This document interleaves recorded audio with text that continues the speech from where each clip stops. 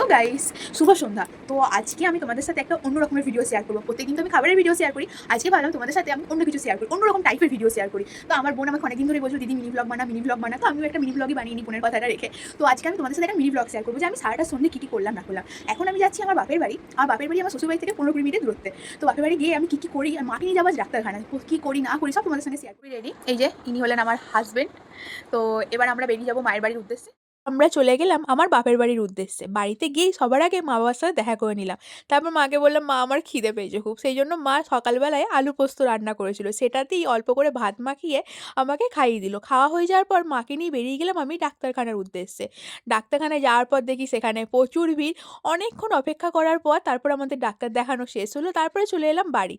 বাড়িতে এসে মা মায়ের জামাইয়ের জন্য চাউমিন বানিয়েছিল। সেটাই রাতের খাবার হিসেবে নিয়ে বাড়ি চলে এলাম আমরা। তো ফাইনালি আজকের ব্লগটা এখানেই শেষ হলো। কেমন লাগলো আমার প্রথম কেসটা, প্রথম মিনি ব্লগ তোমাদের জানিও অবশ্যই।